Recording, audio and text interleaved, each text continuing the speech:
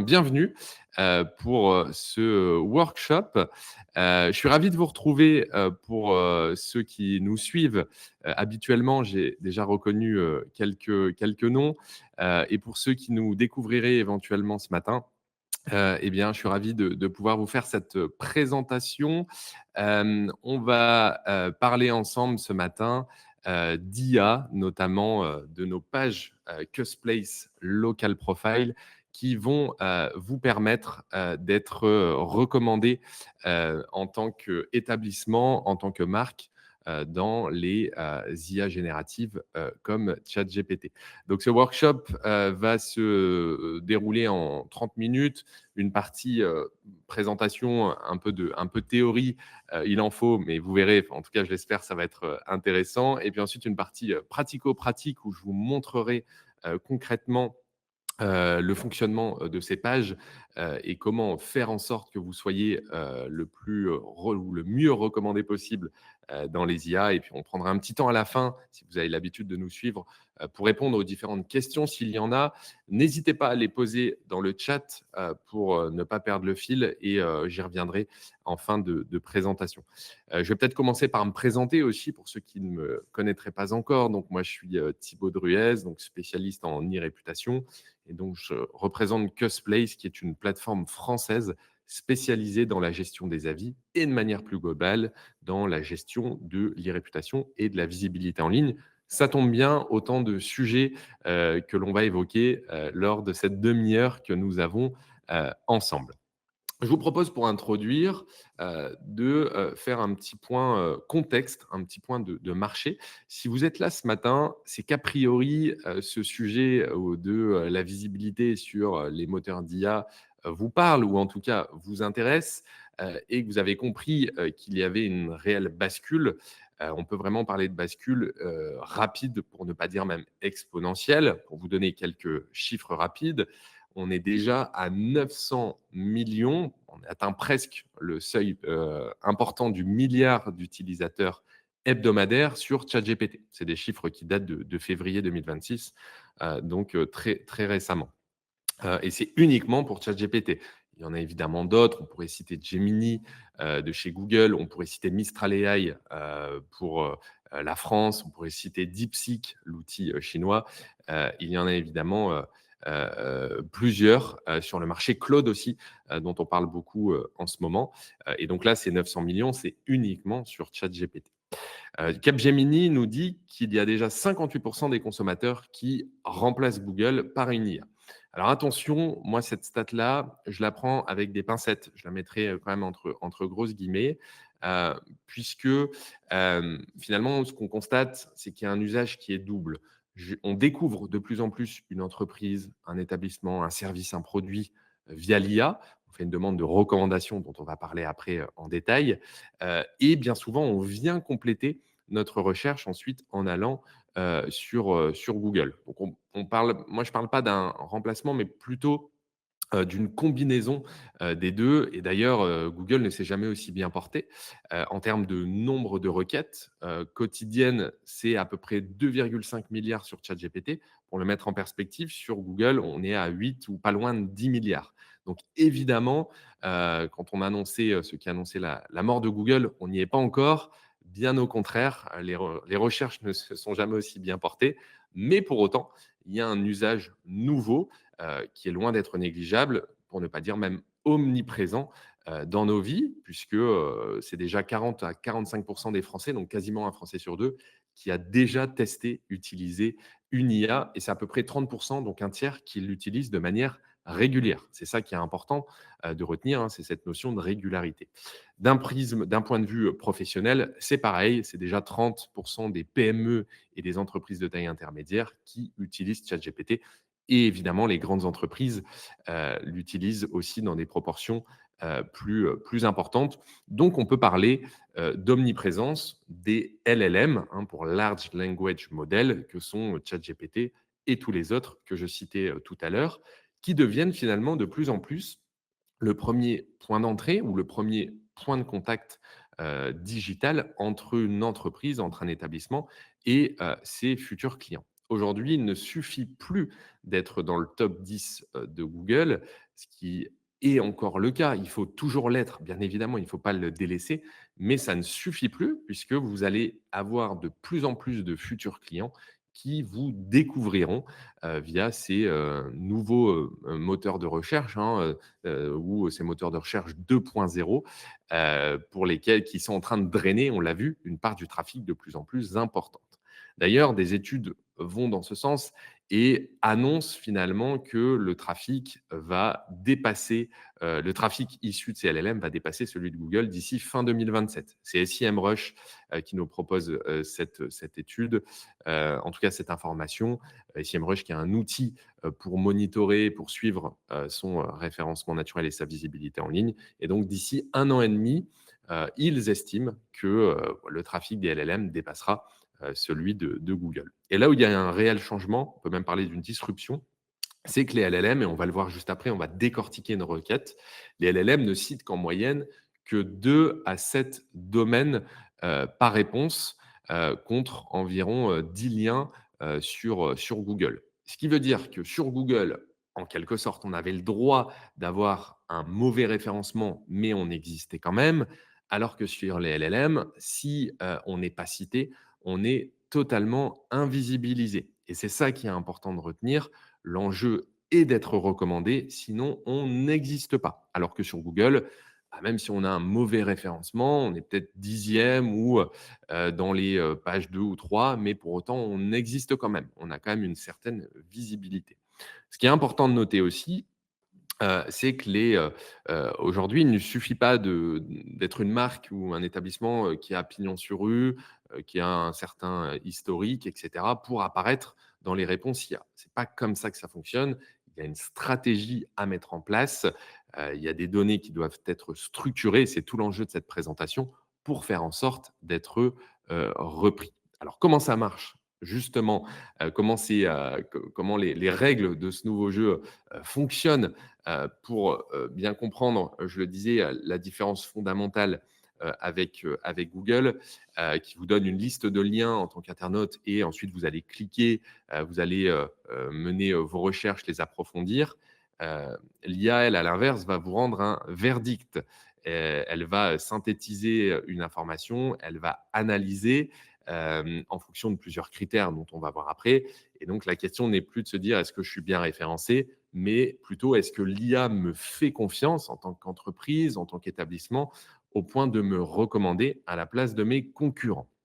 Si je peux prendre une métaphore pour imager tout ça, prenons l'exemple d'un sommelier dans un grand restaurant. Si un client lui demande quel vin me recommandez-vous pour accompagner ce plat, le sommelier il va pas partir chercher une liste de bouteilles sur Internet. Non, il va se baser sur ce qu'il a appris, sur son entraînement, son expérience, sa connaissance de sa cave et de la réputation des domaines qu'il connaît afin de pouvoir recommander à son client donc la bouteille qui s'accorde bien avec le plat qui va être servi. Eh bien, c'est exactement comme ça que fonctionnent les LLM et cette confiance, du coup, elle ne va pas s'improviser, elle va se construire et s'appuyer sur des données, sur des signaux de confiance et elles vont générer ensuite une recommandation en estimant quelle option ou quelles options sont les plus pertinentes et les plus crédibles. Et c'est exactement ce qu'on va voir dans les prochaines slides, quels sont ces signaux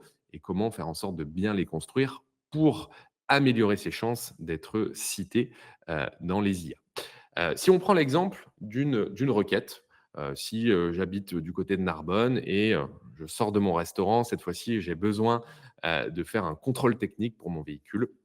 Donc, typiquement, une question que peuvent se poser pardon, tous les Français qui sont véhiculés, ça va être peux-tu me recommander un bon centre, un très bon centre pour effectuer mon contrôle technique à Narbonne. Et donc, voici la réponse de ChatGPT. Voici une très bonne sélection de centres de contrôle technique à Narbonne basés sur les avis clients récents. C'est ça qui est important de noter. Avis clients récents, la régularité et la réputation locale. Donc là, d'entrée de jeu, l'IA explique sur quoi elle s'est basée pour nous faire ces 2 recommandations. En vérité, j'ai eu 3 recommandations, mais pour pouvoir intégrer mon screenshot, mon imprimé écran dans la slide, j'ai été obligé de couper. Mais en réalité, j'ai eu 3 réponses, donc un top 3, et ça corrobore parfaitement avec ce que je disais précédemment, hein, le fait que les IA vont citer en moyenne entre 2 et 7 sources versus une dizaine de liens sur la première page Google et bien évidemment, parfois plusieurs pages disponibles selon la requête. Donc là, si je ne suis pas dans ces premiers résultats, je suis totalement invisibilisé. Donc là, le grand gagnant est d'écran Narbonne, puisque, les notes sont très bonnes, puisqu'il y a une belle volumétrie, et ce qui est intéressant de noter, vous voyez, c'est l'information qui est restituée par l'IA. Centre très sérieux, bien organisé, contrôleur réputé, pédagogue, et cetera. Il y a une vraie extraction de la valeur. Ce qu'on entend par extraction, c'est le fait que l'IA, finalement, a été lire les avis et a réussi à extraire des traits de personnalité, organisé, pédagogue, clair dans les explications, et cetera. Et donc, il y a une crédibilité qui est accordée à la donnée et à la fiabilité des sources. Pourquoi on dit ça? Puisque, vous le voyez, le deuxième résultat a finalement une meilleure note, 4,7 sur 5, mais pour autant, il y a peut-être des sources qui sont moins fiables que celles liées à Decra et surtout une volumétrie d'avis qui est moins importante. Donc là où on a des nuances aussi par rapport au référencement sur les moteurs de recherche classiques, qu'il suffit plus de viser la meilleure note. Ce que les IA adorent, c'est la richesse sémantique, le fait qu'il y ait du retour client, du feedback, du contenu à analyser, de la clarté aussi dans les explications. Ça permettra bien, à un établissement, à une marque d'être mieux recommandé.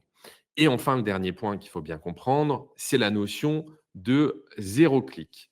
Là où il y a un réel changement aussi par rapport à ce qu'on a connu en référencement classique sur Google, où l'intérêt étant d'être en haut de la page et de faire en sorte d'avoir le plus de clics possible vers son site.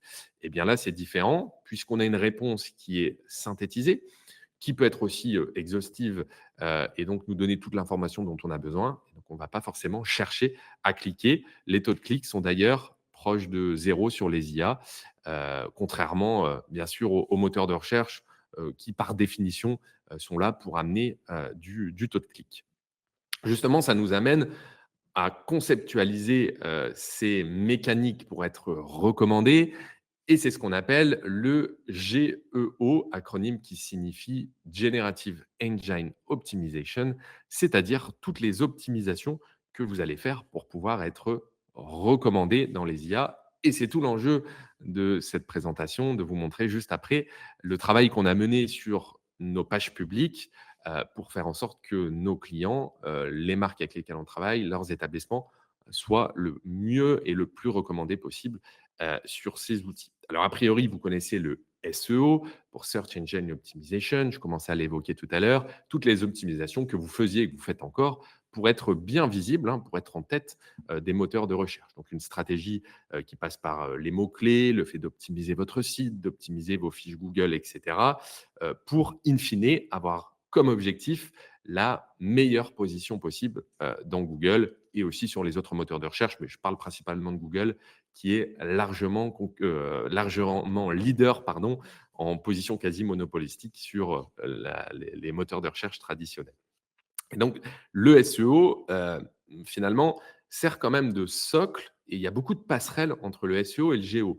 Ce qui veut dire que tout ce que vous avez mené jusqu'à maintenant en SEO va servir votre GEO, mais il faut aller plus loin. Il y a de la nuance, bien sûr, et des points qui sont, je dirais, valables, qui étaient valables en SEO, qui le sont encore en GEO, mais qui vont être exacerbés et qui vont être un peu différents aussi pour certains. Ce qui va être important, c'est la fameuse structure sémantique dont je parlais tout à l'heure. Avoir un contenu fiable, structuré, un contenu généré par les utilisateurs, c'est autant d'éléments qu'apprécient les IA et qu'elles vont favoriser pour pouvoir vous recommander. Avoir une certaine crédibilité, se positionner en tant qu'expert, ça c'était vrai aussi dans le référencement classique, et avoir une complétude des informations. Donc vous voyez, on retrouve quand même certaines passerelles, mais encore une fois, il y a de la nuance, et je vous présenterai après les 7 piliers GEO qu'on a mis en œuvre justement sur nos pages Cusplace Local Profile pour faire en sorte que vous soyez le mieux recommandé possible. Alors maintenant qu'on a dit ça, que vont lire précisément les LLM et quel type de sources vont-elles favoriser pour pouvoir vous recommander en tant qu'entreprise? Eh bien, tout d'abord, les avis clients. Alors, vous allez peut-être vous dire que je ne suis pas objectif, c'est notre métier, mais on fait évidemment de nombreux tests et on se rend compte que les avis, que ce soit des avis de plateforme dans des verticales métiers, donc des plateformes spécialisées, comme par exemple TripAdvisor quand on a un restaurant, The Fork, Booking, ou alors des plateformes plutôt généralistes, comme les pages jaunes quand on est une entreprise locale, ou encore les avis de Google, mais aussi les plateformes spécialisées pour obtenir des avis authentiques comme Custplace, Trustpilot ou d'autres. Eh bien, les avis, on l'a vu ensemble, quand on demande à l'IA de nous recommander une marque, un produit, un établissement, c'est le paramètre principal qui va être pris en compte. Et pourquoi? Eh bien, parce que, je le disais précédemment, c'est un contenu qui est généré par les utilisateurs. Et donc, le contenu que vous générez, vous, en tant que marque, sur vos réseaux sociaux, sur votre site web, bien évidemment, vous allez vous mettre en avant, parler de vos qualités. Et c'est tout à fait logique. On ne va pas, on va pas commencer à mettre en avant ses défauts auprès de ses clients. C'est évidemment pas l'objectif. Donc, en quelque sorte, il y a un biais dès le départ que l'IA a bien compris, alors qu'un client, dans ses retours, il va être finalement assez, comment dirais-je? Il va être assez neutre dans ce qu'il va vous évoquer. Il n'a pas de biais et il va plutôt être transparent dans le feedback qu'il souhaite vous faire. Troisième élément, deuxième élément, pardon, le fait de structurer ces données, notamment, on va en parler après, mais un certain balisage pour que les IA puissent bien lire et analyser votre contenu. Il faut bien comprendre qu'une IA, par définition, ne fonctionne pas comme un humain et donc ne lit pas un site internet de la même manière que nous. Et donc pour ça, il faut pouvoir activer, il faut pouvoir plutôt indiquer un certain langage structuré pour qu'elle puisse bien avoir accès à votre contenu.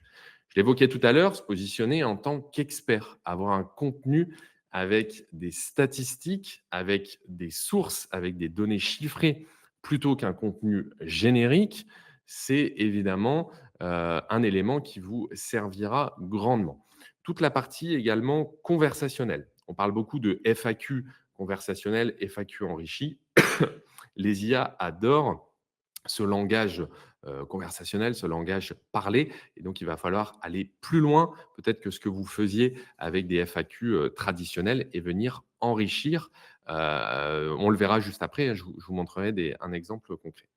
La notion aussi de mention tierce et de earned media, c'est-à-dire le fait d'être cité finalement par des sources externes à votre site internet, à vos réseaux sociaux, par des médias, sans forcément que ce soit du payant. Évidemment, ça a beaucoup plus de poids quand vous êtes connu et reconnu en tant qu'expert dans votre domaine et que vous êtes cité à plusieurs endroits, sur plusieurs médias, sur plusieurs plateformes jugées comme légitimes et que vous n'ayez pas payé pour ça, évidemment. Alors, l'IA adore certains outils et certaines plateformes. Vous pourrez trouver sur Internet, hein, il y a un classement des sources qui sont les plus citées. On retrouve notamment Reddit, qui est un forum, ou Wikipédia encore, ou évidemment tous les réseaux sociaux, sont autant de plateformes qui vont être jugées comme vraiment légitimes. Et donc, le fait d'avoir une présence sur ces différentes plateformes peut vous permettre aussi d'améliorer votre capacité à être repris. Et enfin, la cohérence multiplateforme. Il ne suffit pas d'être cité à droite, à gauche. Il faut faire en sorte que toute l'information, essayer de faire en sorte que l'information soit cohérente, notamment sur des informations principales.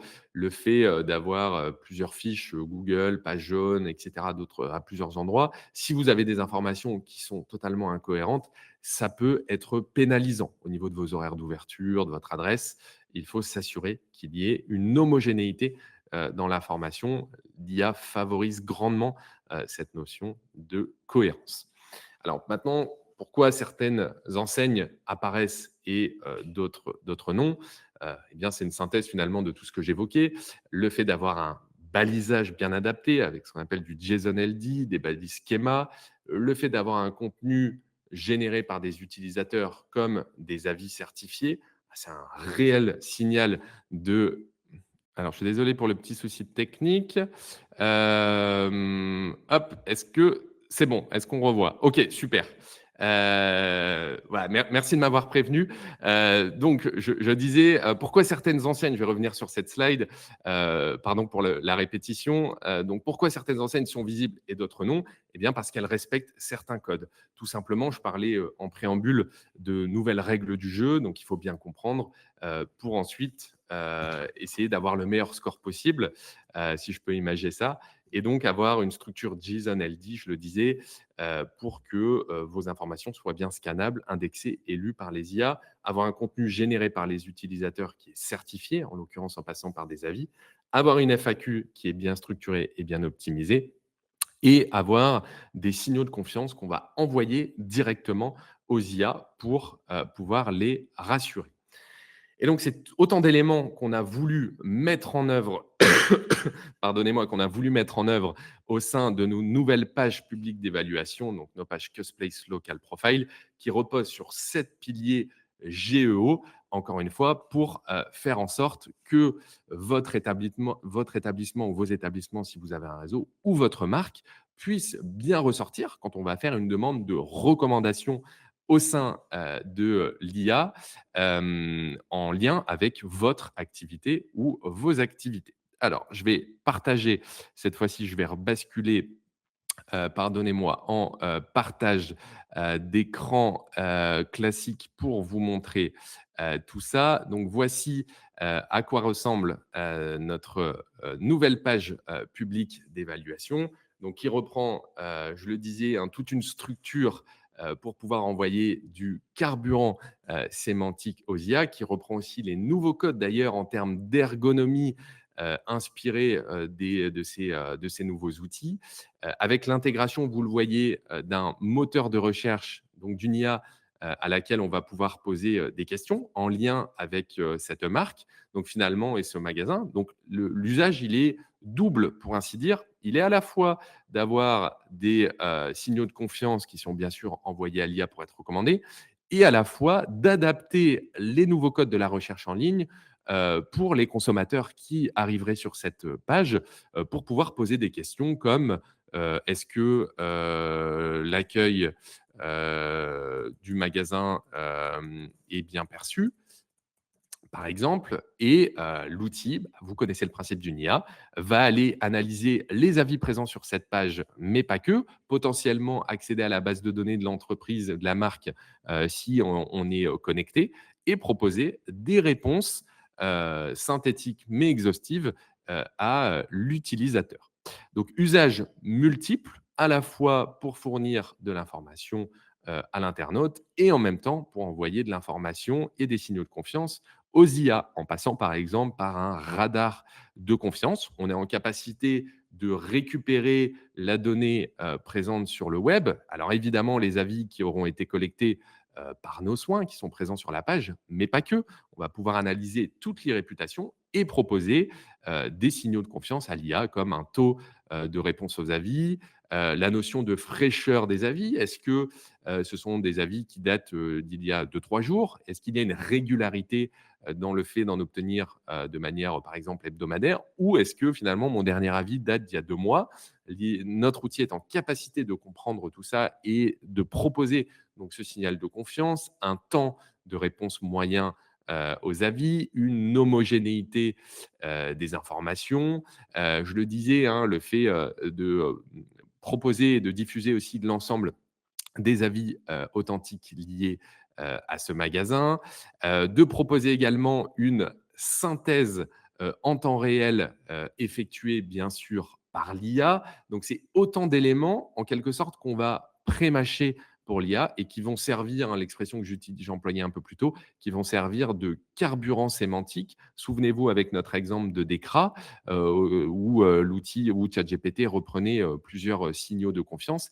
Eh bien là, l'idée, c'est de mettre à disposition des LLM, ces signaux de confiance, et de les envoyer en direct. Et puis, pouvoir reprendre aussi certains éléments liés à la notion d'annuaire local, c'est-à-dire la localité, l'adresse, les horaires d'ouverture, toutes les informations finalement liées au magasin, les informations essentielles, et puis toutes les publications qui auront été faites, puisqu'on est branché en direct à Google et à l'écosystème de la marque pour s'assurer, souvenez-vous, c'est aussi l'un des piliers, qu'il y ait une homogénéité, des informations et une complétude et finalement, cette page devient à mi-chemin entre un annuaire local, entre une plateforme, de gestion et de collecte des avis et une plateforme qui va, permettre, eh bien, d'envoyer les bons signaux au LLM pour, encore une fois, être recommandé. Lorsqu'on va taper, par exemple: «Recommande-moi un opticien à Libourne», faire en sorte que Optical Center soit parmi, les premières réponses et puis en dessous, tout le contenu enrichi. C'est ça qui est hyper intéressant aussi avec la mécanique, de moteur de recherche ici directement intégrée, dans l'outil, hein, où je peux poser, toutes les questions, que je souhaite et bien ces questions les questions plutôt qui vont revenir de manière récurrente, on va être en capacité de venir enrichir, la FAQ.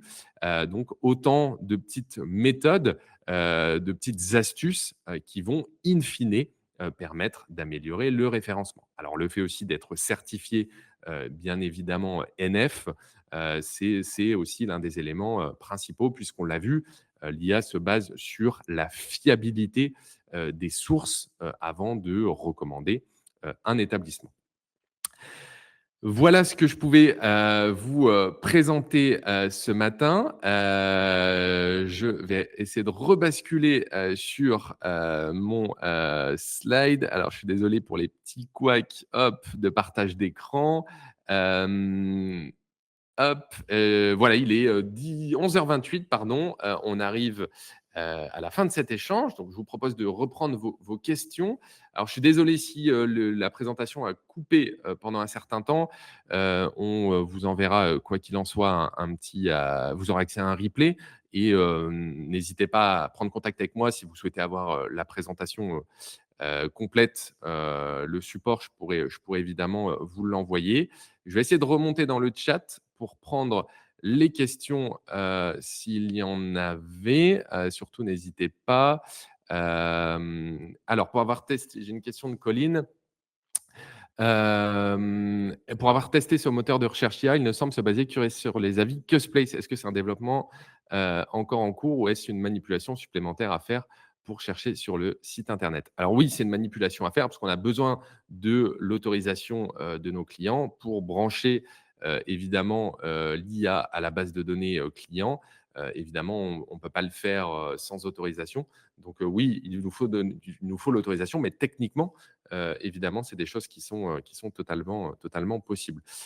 Puisque l'idée, de ce blog d'IA est de plutôt vous servir et de ne pas vous desservir, dans le sens où on ne peut pas brancher à n'importe quelle base de données, n'importe quelle information. Tant que c'est dans notre écosystème, c'est évidemment des informations, connues et maîtrisées, et l'idée, c'est de voir ensemble, bien sûr, à quelle base d'informations aussi, vous souhaitez, pouvoir donner l'accès. Ouais, je ne sais pas s'il y a d'autres questions, n'hésitez pas. Comment est calculée la note d'homogénéité? Alors c'est un petit calcul en interne qui va reprendre, l'ensemble, des avis et qui va, regarder la proportion, d'avis, négatifs. Il y a une répartition entre les 1, 2, 3, 4 et 5 étoiles, qui va analyser aussi la sémantique et qui va catégoriser, la répartition d'avis négatifs, d'avis positifs en fonction de la note et en fonction du contenu et ressortir un petit calcul savant qui permet de vous proposer, cette, note d'homogénéité qui, au plus elle se rapproche de 5, bien sûr, au plus signifie que votre contenu est cohérent. Il peut être cohérent de manière négative comme cohérent aussi de manière, positive, bien sûr. Les avis, on a une question de Martine. Les avis disparaissent-ils du web?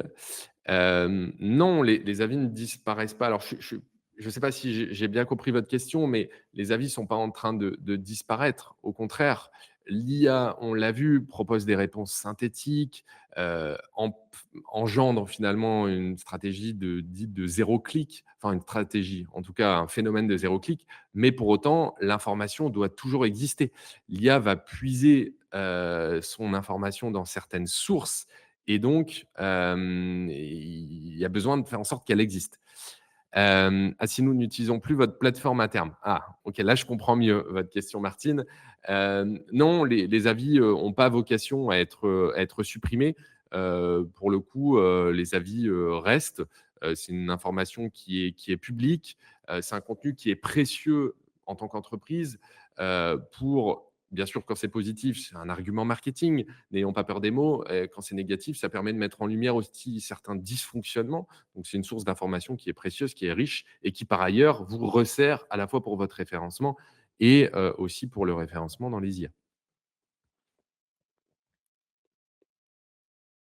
On a une question de Marie. Nous avons parfois le sentiment que seuls les avis de sources très connues comme Trustpilot sont pris en compte par les IA et que d'autres acteurs un peu challengers comme Cosplay semblent peu pris en compte. As-tu quelques données là-dessus? Alors oui, on a des données. On travaille notamment, et j'en parlerai juste après, mais avec une entreprise, un partenaire qui s'appelle Meteoria, pour suivre. On organise un webinaire ensemble dans 3 semaines pour suivre finalement la capacité à être cité, à être repris en tant que source dans les IA. Ce qu'on constate, c'est qu'il y a une multitude de sources qui vont être prises en compte et qui vont permettre à l'IA de se faire une opinion. Par exemple, les avis de Google.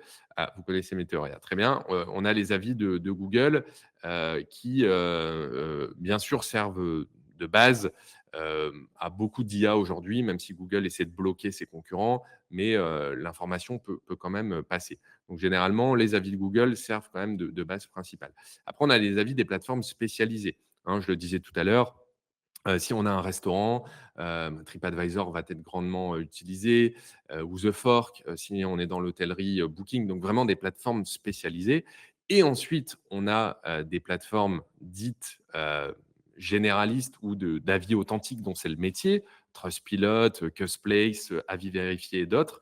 Et là, effectivement, c'est difficile de vous dire précisément quel est le poids de tel ou tel acteur. Je pense qu'aujourd'hui, personne n'est en capacité de le dire. Mais si vous avez des avis, plutôt une somme d'avis avec Cosplace, bah, comment dire, c'est une source qui va être analysée et prise en compte au même titre que Trustpilot. Mais effectivement, si vous êtes une marque qui a pas ou très peu d'avis sur Cosplace et que vous en avez sur Trustpilot, bah, par définition, la source citée sera plutôt analysée, citée sera plutôt Trustpilot. Si c'est le cas inverse, ça peut être Cosplace. Donc ça dépend vraiment finalement de la volumétrie d'avis. Est-ce qu'une marque a 10 avis ou 1000 avis selon telle et telle plateforme? Évidemment, tout ça va jouer. Mais je vous confirme, pour faire des tests régulièrement, qu'on est repris et qu'on est analysé dans l'IA. Ce qui est également pris en compte, c'est le site internet en tant que marque, avoir sur son site ses propres avis authentiques qui vont être intégrés. C'est aussi une des sources qui va être citée. Donc finalement, encore plus qu'avant peut-être, aujourd'hui, l'intérêt est d'avoir une homogénéité, comme je le disais tout à l'heure, et surtout d'avoir une présence multisource qui va venir rassurer et asseoir cette fameuse confiance que j'évoquais au début. Voilà, merci en tout cas pour votre participation. N'hésitez pas, si vous souhaitez qu'on parle un peu plus en détail de tous ces éléments, on est à votre disposition pour en discuter. Je vous laisse scanner, si vous voulez, le temps de scanner le petit QR code pour en savoir un petit peu plus, si vous souhaitez qu'on rentre dans le détail, comment faire en sorte que vos établissements existent plus ou existent tout simplement dans les IA. Vous me trouverez également sur LinkedIn en tapant Thibaut Druez. Vous pouvez m'envoyer un petit mail en direct. Je parlais de Meteoria. Donc, on organise notre prochain événement le 5 mai. Vous pouvez scanner aussi le QR code.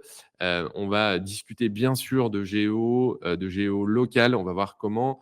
Donc, ça va être un peu la continuité d'aujourd'hui. On va voir surtout comment mesurer et améliorer sa capacité à être cité dans les IA, puisque Meteoria est un outil qui permet de monitorer et de traquer cette information. Et donc, j'aurai le plaisir de co-animer avec Idriss, le CEO de Meteoria, le 5 mai, 2026 à partir de 11 heures comme aujourd'hui, pour une durée aussi d'environ 30-45 minutes. Voilà, donc n'hésitez pas à scanner le lien, à scanner le QR code, pardon, pour pouvoir vous inscrire.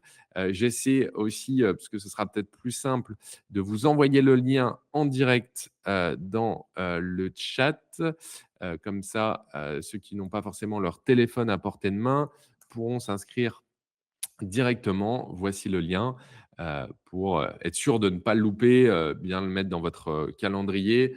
Même si vous n'êtes pas disponible, c'est toujours intéressant de s'inscrire. Vous pourrez recevoir a posteriori, comme aujourd'hui, le replay avec toutes les informations et regarder tranquillement à un moment où vous serez disponible. Mais pour ça, il faut impérativement être inscrit. Voilà, je vous remercie d'être resté jusqu'au bout. J'espère que cette présentation vous aura été utile. Le but était de vous en dire un petit peu plus concernant les IA, concernant faire un petit point de marché, concernant le géo et de rentrer un petit peu plus dans le détail de nos pages, encore une fois, pour améliorer votre capacité en tant qu'établissement ou réseau à être cité par ChatGPT et ses confrères. Merci encore. Passez une très bonne journée et à très vite pour un prochain échange ou un prochain événement. Au revoir.